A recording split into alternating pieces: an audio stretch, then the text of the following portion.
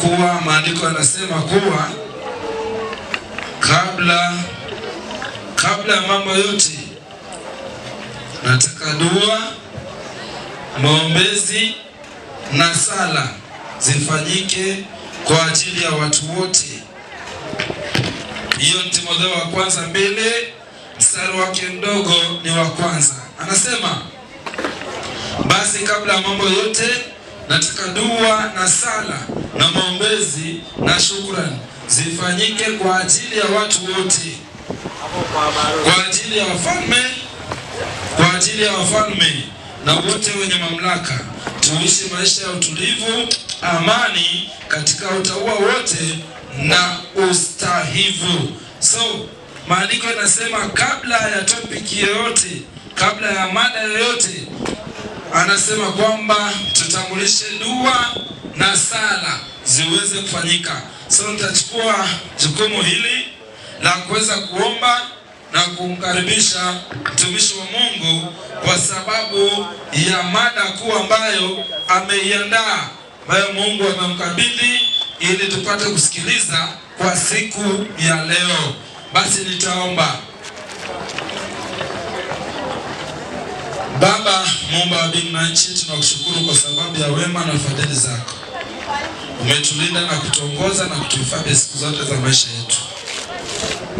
Tunakabidhi na tunazidi kukabidhi uwanja huu mkononi mwako, na nafasi hii ambaye shule hii imekubali ili tuweze kufanyia mkutano huu wa mahubiri, mkutano wa Injili. Usiwasahau katika baraka ya Injili hii, wabariki na kuzidi kuwaneemesha.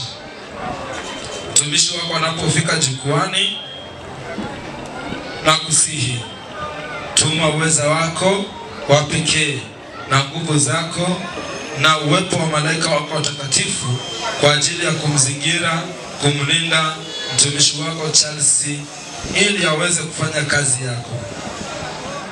Anapoendelea, tujalie mioyo yetu, mawazo yetu na fikra zetu kumwombea. Mpe nguvu za kipekee zinazotoka kwako kwa ajili ya kazi yako takatifu. Kwa jina la Yesu Kristo, kwa jina lilo kuu, lililo thamani la Bwana na Mwokozi wetu Yesu Kristo, tunaomba tukiamini. Amen. Tunamshukuru Baba yetu maana ametupatia nafasi kama watoto wake tuwe hai katika dunia hii, tena zaidi ya uhai. Ameamua tubariki na neno lake siku ya leo. Kwa hivyo tuko na furaha kwamba tunaenda kupata nafasi ya kutakazwa na Mungu wetu kupitia kwa neno lake takatifu. Kwa hivyo wale ambao unasikia sauti hii, uwe kwa nyumba yako, tunaomba tu umpe Mungu wako moyo wako na umpe masikio yako, maana alikupea hayo masikio kwa ajili ya kulisikia hili neno. Alikupatia akili zote ili uweze kutafakari neno lake. Wenda ikawa hujawahi soma Biblia kwa juma hili ama maishani mwako moja kwa moja unaenda kuisha. Ndio maana hiki kipindi kikuje hapa ya machuma mawili upate nafasi ya kulisikia neno lake. Kwa hivyo sisi nyinyi wote tunawapenda, tunawaona watu wa dhamani kubwa sana. Usije ukajidharau kwamba labda wewe unajiona wewe sio mtu wa maana. Wewe ni mtu wa maana mbele za Mungu. Wenda ikawa hujaenda kanisa lolote, hujawahi kanyaga katika mlango wa kanisa, nataka kusema kwamba wewe ni mtu wa maana na wewe ndiye Yesu anatafuta. Kwa hivyo Yesu anapita hapa siku ya leo. Neno lake likipita ni Yesu mwenyewe anapita. Mtumishi, naam, kabla sijaingia ndani sana, tulisema juu ya neno jana. Ndio. Tukaona msingi wa neno na kazi ya neno katika maisha yetu.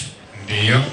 Na sasa ningependa wafahamu kwamba wale ambao wanasikia sauti hii kwamba neno ni nani na neno linazungumzwa mahali hapa ni nani. Mtumishi, naomba uende tu katika sema hivi. Nasema hapo mwanzo kulikuwako na neno. Hapo mwanzo kulikuwako na neno. Naye neno naye neno alikuwa kwa Mungu, naye neno alikuwa Mungu. Kwa hivyo neno alikuwa tangu mwanzo, alikuwa kwake Mungu, neno alikuwa Mungu. Ukisoma kwenda chini nasema nini mtumishi? Anasema huyo mwanzo alikuwa kwa Mungu. Kumbe si neno, ni mtu, ni nafsi hai tunasoma juu yake ambaye anaitwa neno. Endelea mtumishi. Anasema vyote vilifanyika kwa huyo. Kumbe huyo ndiye aliyeumba vyote. Wala pasipo yeye hakikufanyika chochote kilichofanyika. Alafu mtumishi ukisoma hapo fungu la 14 inasema nini? Naye neno alifanyika mwili akakaa kwetu, nasi tukauona utukufu wake. Tulimuona utukufu wake, utukufu kama wa mwana pekee, atokaye kwa Baba, amejaa neema na kweli. Kwa hivyo mtumishi, neno ni nani? Kristo. Neno ni Yesu Kristo aliyekuwa mwili, akaishi na mwanadamu, akakaa nazi. Tuliuza hilo neno, tuliliona kwa macho, neno ambaye ni Yesu Kristo. Ndio maana nasema Yesu anapita hapa siku ya leo. Yesu ambaye ni mkombozi wako, yeye ni mkombozi wangu, anapita hapa siku ya leo, anakuita kwa sauti ya upole ili uweze kupata nafasi kuishi pamoja naye katika yale maisha ambayo alitukusudia tangu mwanzo. Mtumishi, ningependa tufanye recap kidogo ya jana, ambayo ningependa tuangalie mafungu machache. Ili neno la Mungu linatakikana lihubiriwe wakati gani? Tusome katika kitabu cha Isaya 50 fungu la 4 inasema nini mtumishi? Isaya 50 fungu la 4. Afuzi ya Mungu inasema hivi. 54 Bwana Mungu 54 inasema hivi. Nafikiri hiyo microphone kuna shida. Nenda uisome bila kusimama sasa mpaka uimalize. Lakini Kisungu ilikuwa inaweka vizuri sana. Tutafute Kizungu. Isaiah chapter 54. 54. 50 verse 4. Okay. 50 verse 4. Acha tutafute Kizungu kwa sababu Kiswahili mara nyingi imepungukiwa. 50 sura ya 4. Anasema the Lord God hath given me the tongue of the land, that I should know how to speak a word in season, jinsi ya kulizungumza neno kwa wakati, to him kwake that is weary, kwake ambaye amechoka. He waketh morning by morning, he waketh my ears, asubuhi baada ya asubuhi, he waketh my ears to hear as the learned. Uniamsha sikio langu nipate kusikia kama watu wafundishao. Naam. So hiyo ndio kitu nilikuwa nataka niweke vizuri. Watu wafundishao, wafundishwao. So wale ambao wafundishwao, lakini nikiona learned ni wale ambao wamesoma. Wale ambao wamesoma. Ulimi umepewa kama msomi. Ulimi umepewa ukalisoma neno la Mungu, ukalielewa, ukatoka ukatumia ulimi wako ili wengine waweze kulisikia neno kwa wakati ufaao ama wakati usiofaa mtumishi. Hiyo ni Timotheo ngapi? Ya 2:4 fungu la 2 inasema nini? Inasema hivi. Neno la Mungu lisungumzwe wakati gani ama lihubiriwe wakati gani? Ufaao na usiofaa. Wakati ufaao na wakati usiofaa. Mtumishi aenda pale. Timotheo ni wa 2. Wa 2:4 fungu la 2. Inasema mtumishi, lihubiri neno, uwe tayari wakati ufaao na wakati usiokufaa, karibia, kemea na kuonya kwa uvumilivu wote na mafundisho. Sasa tunaona nini? Neno vile tulisema linakemea, linafundisha, linarekebisha neno la Mungu, linaonya. Hilo neno ulihubiri wakati ufaao na wakati usiofaa. Kwa hivyo kuna watu wa Mungu ambao wanatakana wafikiwe na hilo neno kwa wakati ufaao na wakati usiofaa. Maana kuna wakati usiofaa kama wakati wa kilio, wakati watu wanalia, tuseme kama ni kwa matanga. Neno lihubiriwe pale, liwe faraja kwa wale ambao wamepatwa na shida. Kwa hivyo neno linahitajika wakati wote.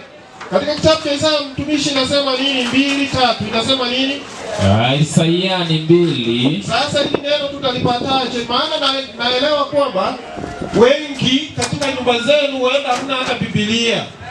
Kuna watu walinunua Biblia mahali waliweka, ilipotelea kwa nyumba. Mwingine ilianguka chini ya kitanda, alafu panya ashakula, imekuwa chakula ya panya. Hauna Biblia, ama ukiwa nayo wewe toka nayo mbele ya watu. Maana ilishakuliwa, maana hujawahi soma na hauna wakati wa kusoma na hauna roho wa kukuongoza uweze kusoma ile Biblia. Na labda sasa tutafanyaje watu wengi? Ama watu wengi ufanyaje? Hebu tusome mtumishi pale tuweze kuelewa. Isaya 2:3. Inasema nini? Na mataifa mengi watakuwa na kusema njooni. Mataifa wengi watakuwa wakisema njooni, twende juu ya mlimani. Twende juu ya mlimani. Kwa Bwana. Kwa Bwana. Nyumbani kwa Mungu zake. Nyumbani kwa Mungu wa Yakobo. Nyumbani kwa Mungu. Samahani, nasema na mataifa mengi watakwenda na kusema njooni, twende juu mlimani.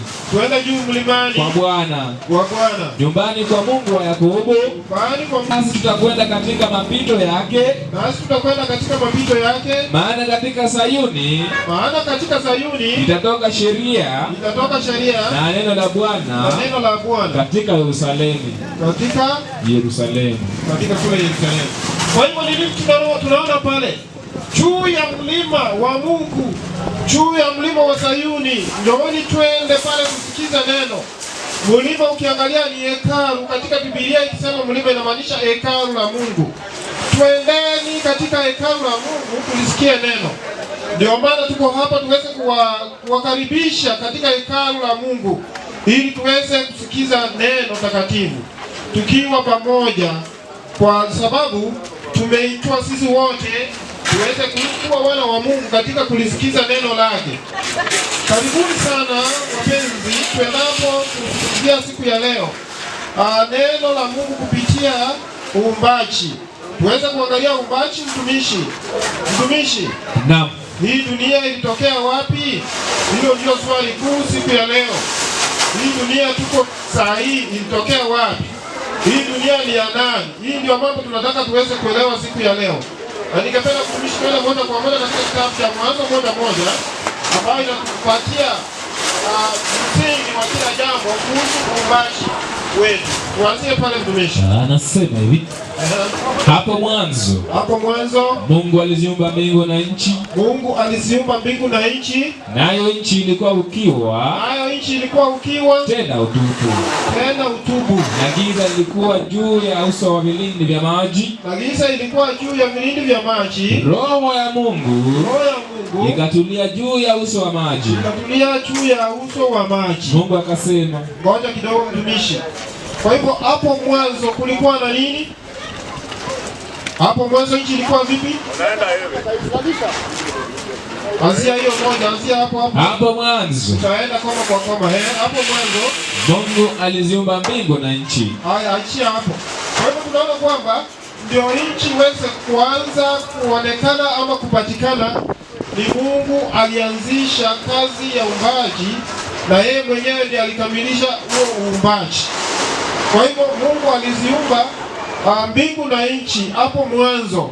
Kwa hivyo hii nchi ilikuwa vipi ndio iumbwe? Kwa hivyo ilikuwa imeumbika ama nini? Endelea mtumishi. Nayo nchi ilikuwa ukiwa. Tena utupu. Na giza. Sasa kidogo tu. Nchi ilikuwa ukiwa. Kizungu inasemaje mtumishi?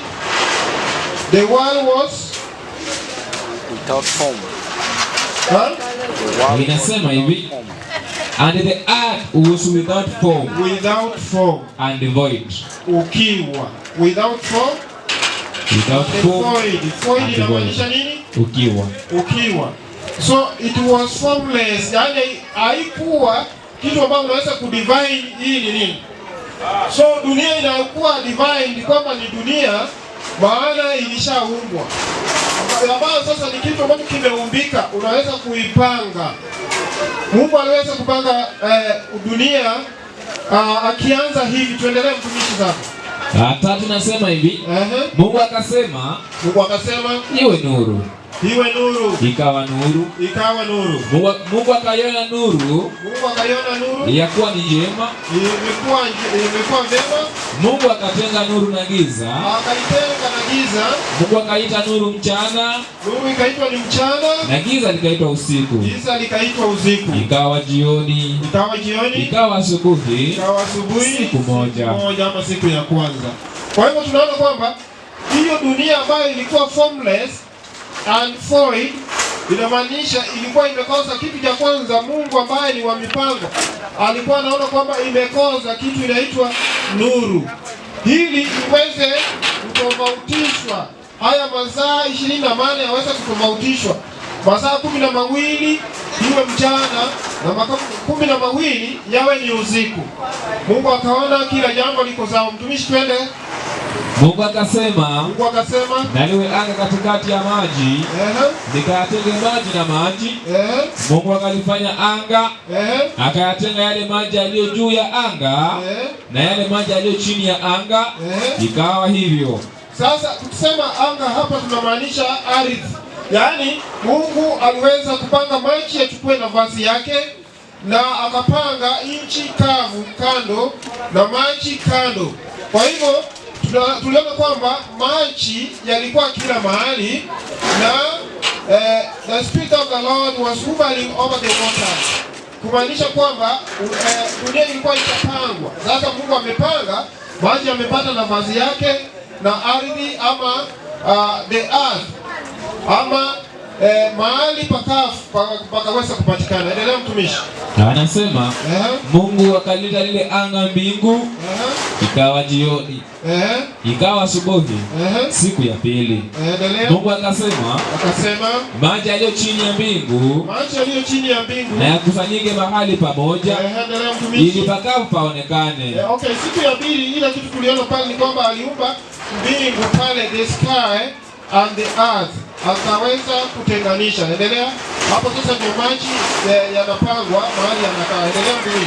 Mungu akaipata pale pakavu, akapaita pale pakavu nchi, na makusanyiko ya maji akaita bahari. Mungu akaona ya kuwa ni vyema. Mungu akasema na nchi itoe majani, mche utoao mbegu, na miti ya matunda uzao matunda kwa jinsi yake.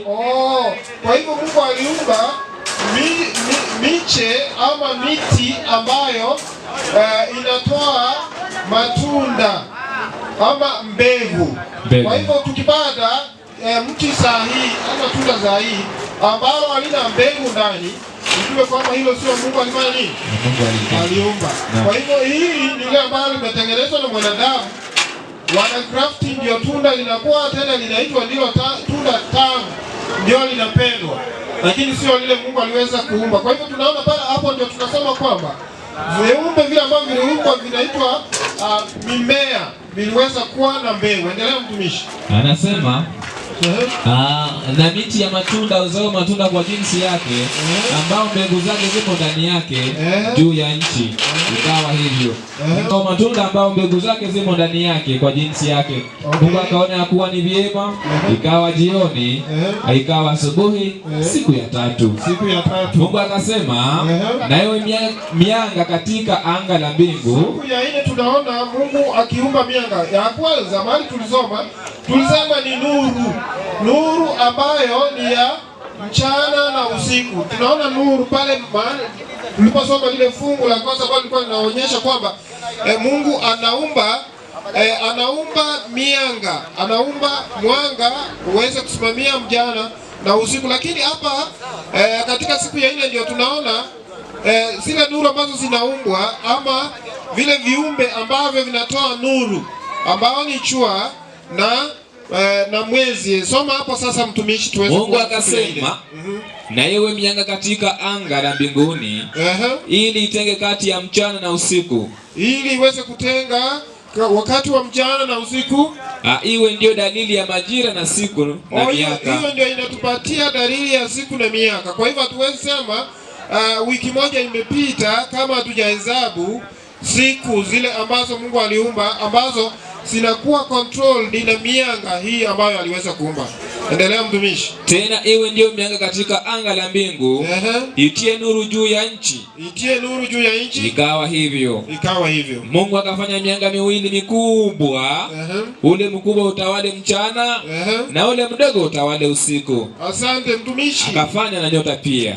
Mtumishi. Naam. Ni mwanga gani ambao unatawala mchana? Jua. Jua.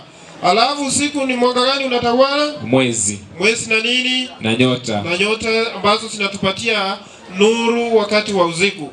Kwa hivyo hata kama iwe ni usiku, hakuna giza kamili. Yaani nataka uangalie wakati dunia ilikuwa ichaumbwa, hatukuwa na nuru, hatukuwa na nyota wala mwezi wala jua. Sasa nataka uangalie ni giza gani lilikuwa pale wakati Mungu alikuwa achaumba ulimwengu. Kwa hivyo hata kama ni usiku, mtu anaweza tembea hauna torch na ufike kwako. Maana unaona kwa nini? Kuna mianga ambayo inakupatia nuru wakati wa usiku. Endelea mtumishi. Mungu akaiweka katika anga la mbingu, itie nuru juu ya nchi, na kutawala mchana na usiku, na kutenga nuru na giza. Mungu akaona ya kuwa ni vyema. Ikawa jioni, ikawa asubuhi, siku ya 4. Siku ya 4. Mungu akasema, maji na yajawe kwa wingi, na kitu kiendacho chenye uhai. Viumbe vilivyo hai ambavyo vinaishi katika maji viliumba siku ya 5. Endelea mtumishi. Na ndege waruke juu ya nchi katika anga la mbingu. Na ndege wakaumbwa hiyo siku ya 5. Endelea mtumishi. Mungu akaumba nyangumi wakubwa. Nyangumi wakubwa. Na kila kiumbe chenye uhai kiendacho. Endelea mtumishi. Ambavyo maji yalijawa navyo kwa wingi kwa jinsi zao, na kila ndege arukai kwa jinsi yake. Mungu akaona ya kuwa ni vyema. Mungu akabarikia akisema, zaeni mkaongezeke, mkaijaze maji ya baharini, ndege na wazidi katika nchi. Ikawa jioni, ikawa asubuhi, siku ya 5. Asante mtumishi. Kwa hivyo tunaona viumbe ambavyo viliumba siku ya 5 kulingana na mpangilio wa Mungu. Kwa hivyo mbona Mungu ni Mungu wa mipango, ni wa mipangilio. Ni kama uwezi pata mtu ambaye anataka kujenga nyumba. Sasa tuseme aende anunue simiti. Akinunua simiti, hajanunua mabati, hajanunua mchanga, hajanunua matofali. Ile simiti kitambo afikie mabati, unapata simiti ime expire. Mungu ni Mungu wa mipango. Maana alijenga maji kwanza, alipanga maji ambayo inaitwa bahari. Ndio sasa akaweza kuweka wanyama pale ndani ambao wanaitwa ni samaki mbalimbali ambao wanaishi pale. Alipoumba miti, ndio sasa nayo akaumba ndege wangani waweze kupata mahali pa kuishi kwa hii miti, na waweze kupata chinzi ya kukula, maana sasa chakula yao ishaumbwa tayari. Endelea mtumishi. Mungu akasema, nchi na izae kiumbe hai kwa jinsi zake, mnyama ya kufungwa. Sasa viumbe vingine kama viumbe ambavyo ni vya kufugwa, nacho kitambacho. Mungu akasema. Mungu alisema hivyo viumbe viweze kutokea. Hebu mtumishi soma hapo sasa. Mungu akasema, nchi na izae kiumbe hai. Nchi izae kiumbe hai kwa jinsi zake. Yaani kama ni ng'ombe, kama ni mbuzi, kama ni kondoo, kama ni nyoka, kama ni zimba, kama ni vizi, wanyama hawa wote Mungu akasema waweze kutokea. Mnyama ya kufungwa nacho kitambaacho na wanyama wa mwitu kwa jinsi zake. Ikawa hivyo. Mungu akafanya mnyama wa mwitu kwa jinsi zake. Mungu akafanya mnyama wa mwitu kwa jinsi zake. Mnyama ya kufungwa kwa jinsi zake. Na wale wa kufugwa kwa jinsi zake. Na kila kitu kitambaacho juu ya nchi kwa jinsi yake. Na kila kitu kitambaacho juu ya nchi kwa jinsi yake. Mungu akaona ya kuwa ni vyema. Mungu akaona ni vyema. 26.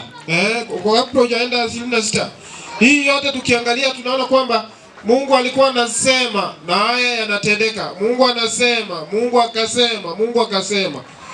Lakini sasa tunataka tuangalie, Mungu ashamaliza kuumba viumbe hivi vyote, hakuna mpangilio gani? Mungu wetu alikuwa na mpangilio gani baada ya kuumba hivi viumbe vyote?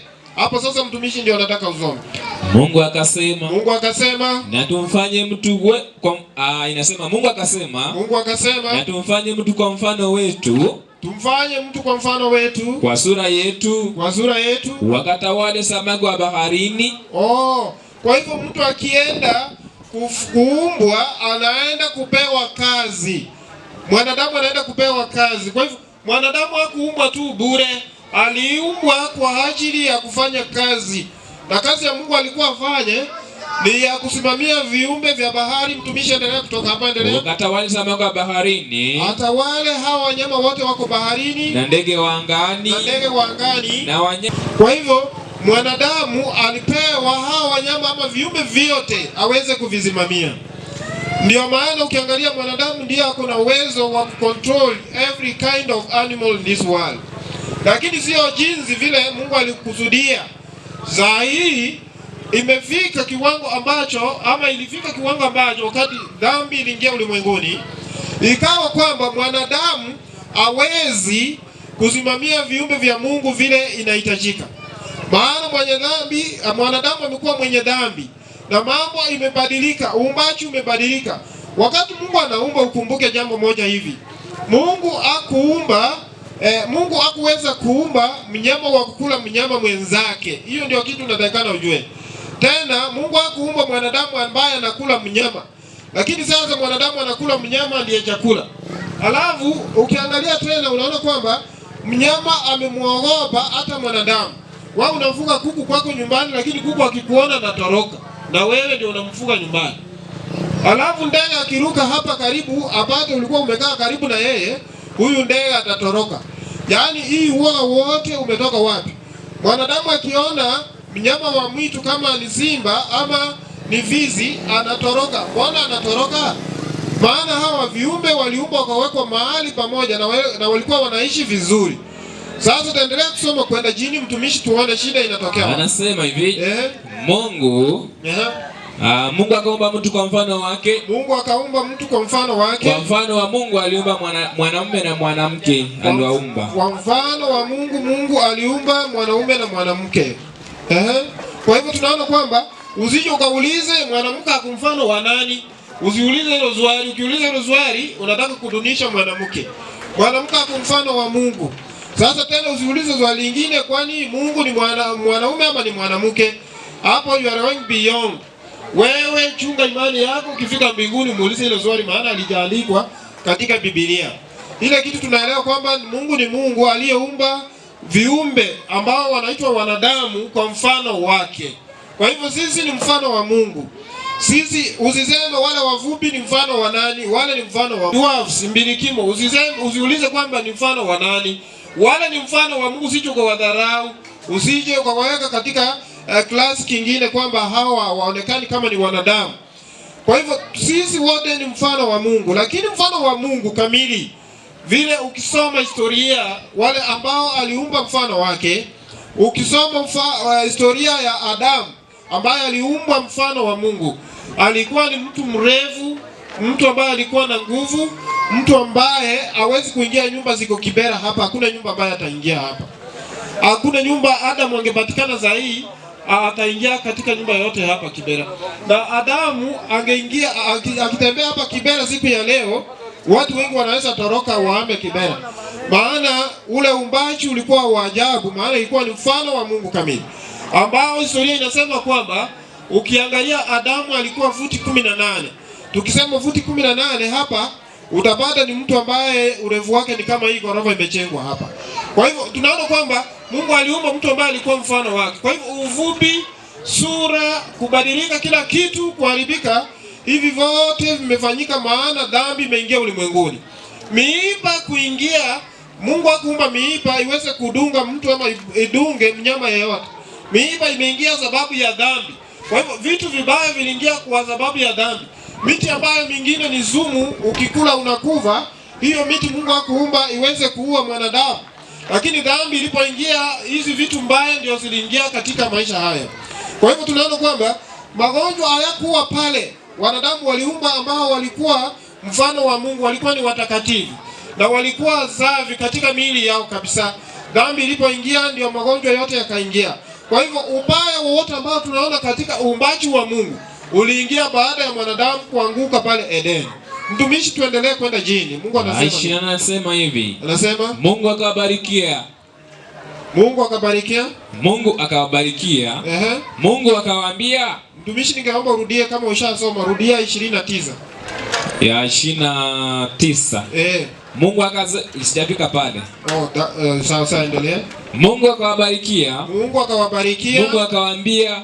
Mungu akawaambia, zaeni mkaongezeke. Zaeni mkaongezeke. Mkaijaze nchi. Mkaijaze nchi. Na kuitiisha. Na kuitiiza. Mkatawale samaki wa baharini. Mkatawale samaki wa baharini. Na ndege wa angani. Na ndege wa angani. Na kila kiumbe chenye uhai kiendacho juu ya nchi. Na kiumbe kiendacho kilicho hai na kilichoruka juu. Viumbe vyote. Sasa hapa ndio Mungu anapeana kitu inaitwa job description. Anajaribu kuelezea mwanadamu kazi yake ni gani.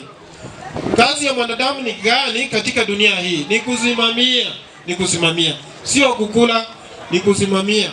Kukula, kuna chakula walipewa waweze kukula, tutafika pale tuone. Kwa hivyo tunaona kwamba Mungu atakupatia nafasi ama fursa ya kuangamisha wale ambao ni viumbe vyake. Kwa hivyo viumbe vinateseka kupitia kwa wanadamu. Kama sasa Christmas, ile kitu kinaitwa Christmas, kuna mnyama anaitwa Christmas. Zai kuku wataona shida, ng'ombe wataona shida, mbuzi wataona shida. Ile ambalo hatujui kwamba ni kwamba hata wanadamu wataona shida, maana sasa hii ndio umeanza kusikia accidents zimeanza kuingia kwa wingi kabisa. Maana shetani amebanga hata Christmas ambayo haikuwa. Sasa mambo imeharibikia. Sasa hivi vyote vinafanyika kwa ajili msimamo ambao mwanadamu alipewa aweze kusimamia viumbe aliweza kuanguka. Alipoanguka kila kitu kiliharibika pale Edeni. Na sio pale Edeni, mpaka wa leo hii mambo yaliweza kuharibika. Mtumishi, endelea hapo sasa. Inasema hivi. Nasema Mungu akasema. Tazama, nimewapa kila mtoto wao mbegu. Mungu alitupea chakula. Sasa wacha tusikie chakula ambacho tulipewa. Endelea mtumishi hapo. Anasema tazama, nimewapa kila mtoto wao mbegu ulio juu ya uso wa nchi yote pia. Na kila mti ambao matunda yake yana mbegu. Kila mti ambao matunda yake yana mbegu vitakuwa ndiyo chakula chenu. Vitakuwa ndiyo chakula chetu. Na chakula cha kila mnyama wa nchi. Chakula cha kila mnyama kwa nchi. Na cha kila ndege wa angani. Na kila ndege wa angani. Na cha kila kitu kitambacho juu ya nchi. Kwa hivyo wanyama wote tuseme walipewa vyakula vya miti ambayo inatoa matunda ambayo yako na mbegu ndani. Ndio maana ukipanda matunda yako kule nyumbani, utapata ndege wamekuja wamekula. Ukipanda mahindi nyumbani, unapata ndege wamekuja wamekula. Maana wao wanajua vile waliumbwa. Wao ndio wanalinda uumbaji ambao waliweza kupewa na Mungu. Tunapata kwamba wanadamu ndio watalinda vile waliweza kupangwa pale Edeni. Lakini viumbe vingine wamejipanga tu, wanaishi vile waliweza kupangwa. Ndege wa angani wanakula na hawavuni. Hawapandi wala hawavuni, lakini wanakula vizuri maana waliumba wakae hivyo. Ukiangalia hawa wanyama kama punda wanakula nyasi maana waliumba wakule hiyo nyasi, ndio hiyo wanakula. Lakini siku hizi mbuzi wa Kibera anakula hata samaki. Sijui kwa nini. Mimi nishaona mbuzi akikula samaki hapa juu hapa Sunday School. Akachukua samaki ya mama mwingine akakula.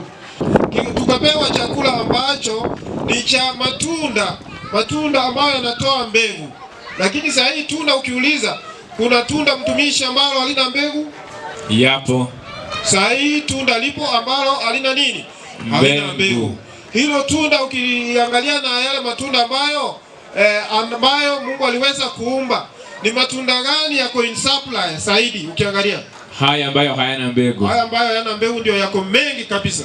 Na ndio watu wanapenda zaidi. Sasa hiyo inaonekana kwamba mwanadamu ameenda kinyume na uumbaji wa Mungu. Anataka kucheza na uumbaji wa Mungu. Tena ukiangalia vile mwanadamu amecheza na uumbaji wa Mungu sababu ya dhambi, ni kwamba mwanadamu anakula nyama ambayo hakuagizwa aweze kufanya nini? Kula. Aweze kula. Kwa hivyo Mungu akianzisha maisha pale Edeni, alipanga viumbe vyake vinaenda kuishi vipi katika ulimwengu huu ambao ameumba. Mungu hakuumba kwamba hakuagiza Adamu achinje mnyama yeyote akule, lakini alimwagiza akule matunda ambayo yanatokana na miti na matunda ambayo yako na mbegu. Kwa hivyo tumeanza kula nyama wakati gani mtumishi? Baada ya gharika. Baada ya gharika ndio tumeanza kula nini? Kula nyama. Kwa nini? Dhambi ilipoingia ilikuwa kwamba sasa viumbe haviendanishi kulingana na vile mipangilio ya Mungu ilikuwa. Lakini na hiyo sio mapenzi ya Mungu kuua mnyama na kukula. Maana haikuwa mipango ya Mungu kwamba mnyama aweze kula mnyama mwingine. Mtumishi, endelea kidogo. Anasema hivi. Kabla hujaendelea mtumishi, tunataka tuangalie mwanadamu alipoumbwa aliambiwa aweze kuzaa na aweze kuongezeka katika ulimwengu huu. No. Na hao wanyama wengine waliambiwa hivyo waweze kuzaa na kuongezeka katika ulimwengu. Lakini sasa hivi vile tunaongea, mwanadamu ambaye aliumbwa aweze kuzaa na aongezeke, mwanadamu akapewa kwanza mke mmoja. Mtumishi, naam, kuna watu wanaume wanaoa bibi wawili zaidi, wako wanaoa bibi wawili, watatu, wanne, watano. Naam. Mtumishi, kuna wanawake ambao wanaoa wanaume wawili, watatu, the concubines. Yes. Wako ambao wanaoa wanaume wawili. Hata kuna ndoa zingine zimeshawekwa hata kwa mitandao, unaona kwamba mwanamke amechukua wanaume wawili na wanakubali kuolewa na mwanamke mmoja. Hii maneno yote yanafanyika sababu ya dhambi. Tunaona Adamu akiumbwa na mke mmoja ambaye siwezi kwenda sana sababu ya muda. Alipewa mwanamke mmoja. Mwanamke na mwanaume waliumbwa pale Edeni. Sio wanawake na mwanaume. Mwanamke alikuwa ni mmoja. Alafu jambo lingine limeharibika katika uumbaji wa Mungu ni kwamba sasa hivi mtumishi, inawezekana. Inawezekana hata saa hii kuna wengine wanapita hapa, wanaume wanapita hapa, wao ni mabibi na wako na mabwana. Wako na mabwana zao ambao wameoa. Mabwana wenyewe wameolewa. Kuna wanaume ambao wameolewa, kuna wanawake ambao wameoa wanawake. Kwa hivyo uumbaji umeharibika vile Mungu aliweza kuumba. Mtumishi, ningependa nisomee fungu la moja tu alafu nimalizie. Warumi ni 1:24 inasema nini? Kitabu cha Warumi ni 1:24. Inasema nini mtumishi? Pumzi ya Mungu inasema hivi. Pumzi ya Mungu inasema, kwa ajili ya hayo Mungu aliwaacha katika tamaa za mioyo yao. Wakati watu wamekuwa na tamaa, tamaa ni ile kwamba ukipita kwa barabara unaangalia msichana ambaye anapita, ambaye amefaa vibaya, hajafaa vizuri, anajitangaza, ako katika zoko, anajitangaza ako uji kabisa, uji wa mnyama, kiasi cha kwamba siku hizi wanafaa zile ambazo ni skirt zimeramiwa kutoka chini mpaka hapa, hii mguu mmoja inatoka nje, mguu mmoja imefunikwa. Sasa akitembea unamwona tu mwili yake yote tu vizuri. Sasa wewe vile shetani amekupanga, kichwa inaharibika, macho inamfuata mpaka unataka kumuuliza hata jina na namba ya simu. Sasa hiyo tamaa imeingia. Tamaa inapoingia ni nini inaendelea mtumishi hapo chini? Anasema hivi. Anasema Mungu aliwaacha katika tamaa za mioyo yao, waufuate uchafu, hata akavunjiana heshima miili yao. Walivunjiana heshima ya miili yao, kwa maana walibadili kweli ya Mungu kuwa uongo, wakakisujudia kiumbe badala ya Muumba anayehimidiwa milele. Amina. Wakiabudu badala ya Mungu anayestahili kuhimidiwa milele na milele. Endelea kwenda jini mtumishi. Hivyo Mungu aliwaacha wafuate tamaa zao za aibu. Wanadamu wameachwa na Mungu, wanafuata tamaa za miili yao. Saa hii vile tunaongea hizi siku za mwisho, hata wanawake wakabadili matumizi ya asili kwa matumizi yasiyo ya asili. Wanawake wamebadilika katika matumizi ya asili vile waliumbwa, yaani mwanamke ni wa Bwana, ni wa mwanaume. Endelea. Wanaume nao vivyo hivyo waliacha matumizi ya mke ya asili. Wanaume wameachana na wanawake, sasa wanataka wanaume wenzao. Wakawakiana tamaa. Wanaume wamewakiana tamaa. Wanaume wakayatenda yasiyopasa. Wakapata nafsini mwao malipo ya upotovu wao. Watapata malipo ya upotovu wao. Yaliyo haki yao. Kwa hivyo wale ambao wamepotoka katika tabia na mipangilio ya Mungu vile aliweza kuumba, watapata mishahara yao, hawataenda bure. Ndio maana nilikuwa nasema hivi, katika uumbaji mwanadamu aliumba mwanamke na mwanaume, lakini saa hii mambo imeharibika. Unaweza pata kijana yako akileta bibi yake na bibi yake anamleta ni mwanaume mwenzake, na wewe usije ukashangae. Ndio maana mnaitwa katika kibindi ambacho ni cha familia hapa. Ndio maana familia zinaitwa zikuje kwake Yesu, wakuje kwa miguuni pa Yesu, wafundishwe, wapate kufundishwa. Wazazi wafundishwe jinsi ya kulea watoto wafundishwe jinsi ya kumfahamu huyu Mungu mapema wakiwa wadogo, ili waweze kujiandaa kuamini huyu ambaye ni Yesu, ambaye atawaongoza, wajue jinsi ya kuishi na kutunza uumbaji wa Mungu. Na kutunza uumbaji sio uumbaji kwa viumbe tu peke yake, lakini hata ianzie na wewe mwenyewe uweze kujitunza kama kiumbe ambacho ni cha Mungu, kiumbe ambacho ni cha dhamana mbele za Mungu, kiumbe ambacho kimepewa kazi ya kusimamia viumbe vingine, kiumbe ambacho ofisi yake ni kubwa sana katika dunia hii.